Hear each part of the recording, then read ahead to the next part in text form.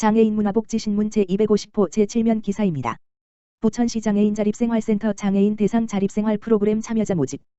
부천시 장애인 자립생활센터에서는 부천시에 거주하는 장애인 및 장애인 단체에서 종사하는 장애인 당사자를 대상으로 하여 참여자를 모집한다. 2020년 부천시 중증장애인 자립생활지원센터 지원사업으로 안전과 건강편 취미와 생활편으로 구성하여 체력 강화 및 자신감 증진, 지역사회 참여 및 삶의 질 향상의 목표를 두고 있다. 이번 교육과정은 9월 4일부터 12월 18일까지 매주 금요일 오전에 총 14회기로 진행되며 회비는 무료입니다. 프로그램 참가를 원하는 분은 전화 텔 032-65-2580 문의 후 직접 방문하여 접수하면 된다. 또한 프로그램 관계자는 프로그램을 이끌어줄 김수종 주임은 사회복지사 합기도 내단 및 사범지도 교육 자격을 갖추고 있으며 운동 관련 자격증을 다수 보유하고 있다고 밝혔다. 개인별 다이어트 및 체력 강화를 원하시는 분, 신체를 보호하며 자신감 향상이 필요하신 분, 요리를 통한 자립생활 프로그램에 관심이 있는 분들의 많은 관심을 부탁드립니다. 말했다. 부천시 음식점 입식 테이블 조리장 시설 개선 지원 사업 성료. 부천시가 지난 2월부터 7월까지 일반 음식점을 대상으로 추진한 입식 테이블 및 조리장 시설 개선 지원 사업 이 음식점 업주와 이용 고객으로부터 높은 호응을 얻으며 마무리됐다. 이번 사업의 대상은 음식점 28개소로 총 4천만 원의 예산을 사용하여 업소당 200만 원 한도 내에서 시설 개선비 50%를 지원하였다. 특히 사업 중 노약자, 임산부, 편의를 위한 입식 테이블 설치 지원은 남녀노소를 불문하고 호응도가 매우 높았다. 한편 이번 사업은 안전한 외식 문화 구축을 위해 위생등급 지정 음식점 확산 및 코로나19 대응을 위한 소규모 음식점 지원 사업과 연계하여 추진하였다.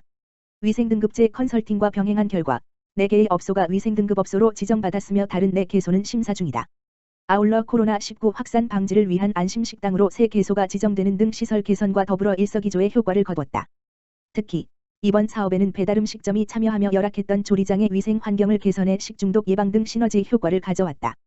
음식점 업주는 코로나19 확산으로 위생적인 환경의 중요성은 절실한데 영업 부진으로 시설 개선 비용을 부담할 엄두가 나지 않았다.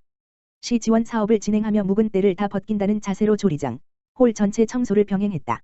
오시는 손님이 정말 깨끗해졌다고 좋아하니 영업할 의욕이 생긴다고 소감을 전했다. 시 관계자는 코로나19로 음식점 업계가 매우 힘든 상황에도 불구하고 시책 사업과 함께 위생환경 개선에도 참여해 주셔서 감사하다. 앞으로도 어려운 시기에 음식업 활성화 및 안전하고 건강한 음식 문화가 조성될 수 있도록 노력하겠다고 전했다. 부천시 소규모 공동주택 분리수거대 설치 접수. 부천시는 재활용품 분리배출 활성화와 무단투기 근절, 도시미관 개선을 위해 소규모 공동주택을 대상으로 2020년 하반기 재활용 분리수거대 보급을 위한 설치 사업 대상지를 접수한다고 5일 밝혔다. 소규모 공동주택에는 아파트와 같이 재활용품 등의 분리배출 시설이 별도로 마련되어 있지 않아 많은 시민들이 쓰레기를 배출하는 데 어려움을 겪고 있다. 이에 시는 사전에 민원 발생을 예방하는 차원에서 쓰레기 무단투기 행위 근절, 지저분한 골목 환경 개선, 시민의 분리배출 유도를 이끌어낼 수 있는 분리수거대 설치 사업을 추진하겠다는 방침이다. 분리수거대는 유리병과 캔류, 플라스틱, 페트병류, 종이 비닐류 등을 쉽게 구분할 수 있도록 제작됐다. 특히 토양환경 오염의 주범인 폐건 전지도 별도 수거토록 하여 깨끗한 주거 환경 조성에 기여할 수 있도록 제작됐다. 분리수거대 신청 대상은 연면적 1000 미만의 공동주택이다. 신청을 원하는 공동주택은 내부관리자 1인을 지정해 8월 10일부터 21일까지 2주간 관할 행정복지센터 친환경과에 방문하여 신청하면 된다. 접수는 선착순으로 이루어지며 이후 자원순환과에서 주택 형태와 가구수, 설치 공간 등을 최종 확인하고 대상지 50개소를 선정할 예정이다. 선정된 소규모 공동주택에는 분리수거대 설치뿐 아니라 수거대에 사용할 그물망을 지원해준다. 필요시에는 적정 관리 여부를 확인하고 지속 운영 여부에 대한 모니터링도 진행할 예정이다. 권광진 자원순환과장은 분리수거대 설치를 통해 재활용품 분리배출이 어려웠던 소규모 공동주택 주민들의 적극적인 이용과 자발적인 배출을 기대한다며 앞으로도 지원 사업을 통한 재활용률 향상과 시민의 쾌적한 주거 환경 조성을 위해 힘쓰겠다고 말했다. 한편 부천시는 2015년부터 2019년까지 5년간 555개소의 분리수거대를 설치하였으며 올해 상반기에는 51개소의 설치 운영하고 있다. 부천시 여성친화사업 찾아가는 워라벨 런치박스 추진. 부천시와 부천시 여성회관, 운영법인 부천여성청소년재단, 은 찾아가는 워라벨 런치박스 사업을 통해 여름방학 중 혼자 점심을 해결해야 하는 맞벌이 한부모 가정의 초등학생 자녀에게 도시락을 배달할 예정이다. 찾아가는 워라벨 런치박스는 부천시 여성친화사업인 일생활균형 지역 특성화 사업의 일종이다. 이번 사업은 코로나19의 확산으로 어려움이 가중된 부천시 맞벌이 한부모 가정의 돌봄 부담을 해소하고 초등 자녀의 건강을 증진하고자 특별히 기획되었으며 시범적으로 운영할 계획이다.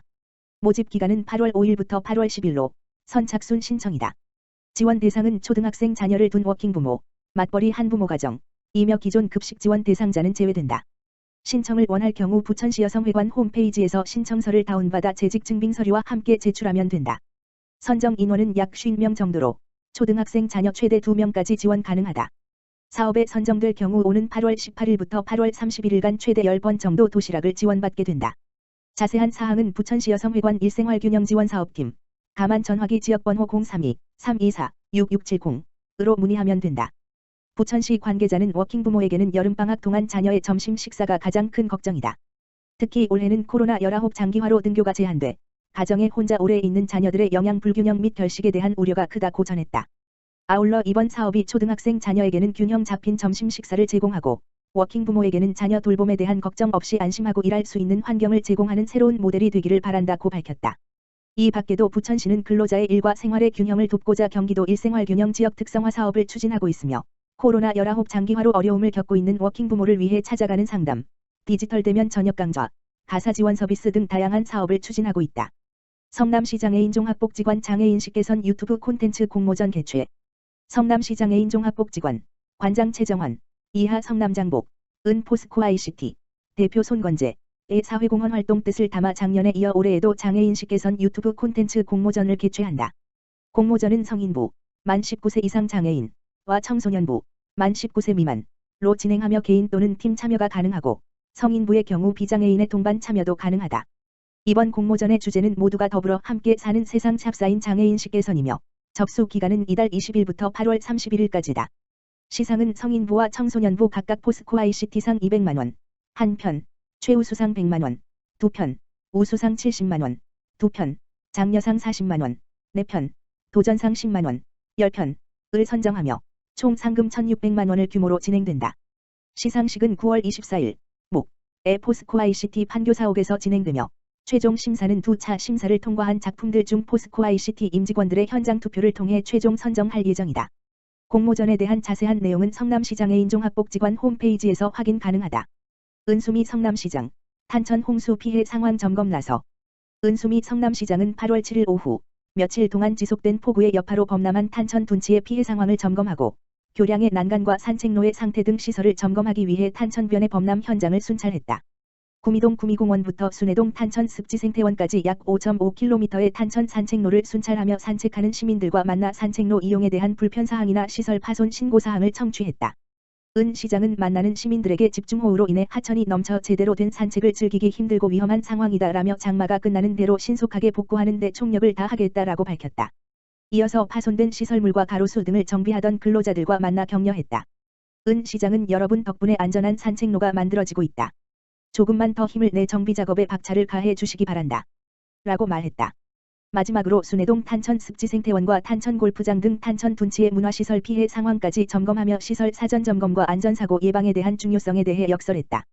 은 시장은 코로나19에 이어 집중호우까지 겹쳐 시민들께서 많이 지쳤을 것이라고 생각한다라고 말하며 당장 내일도 중부지방에 많은 비가 예보돼 있다.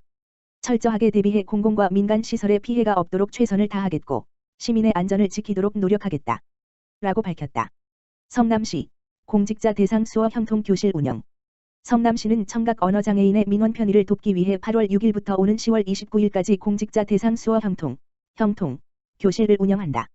수어교실은 초빙한 김혜미 성남수어통역센터 수화통역사가 매주 화 목요일 오후 4시 30분 물결표 쌓인 6시 내부 행정망인 세월과 네이버 밴드 앱을 통해 생방송으로 진행한다. 사전 신청한 28명의 공직자가 3개월여 과정의 수어교실에 참여한다. 자음과 모음, 숫자를 손과 손가락 모양으로 나타내는 지문자, 지숫자와 인사법, 생활 단어를 익힌다.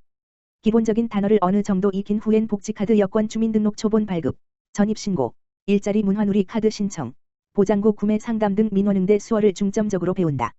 영상 다시 보기를 통해 배운 수어를 복습할 수 있다. 관공서를 찾는 청각 언어장애인과 의사소통에 필요한 기본적인 수어를 할 수 있게 된다. 최홍석 성남시 장애인복지과장은 공직자들의 수어 구사는 행정의 문턱을 낮춰 청각 언어장애인의 신속하고 정확한 행정 서비스를 제공하게 될 것이라면서 사회통합의 긍정적 효과도 기대된다고 말했다. 성남시 등록 청각 언어장애인은 5,401명이다. 이는 전체 장애인 36,095명의 15%다.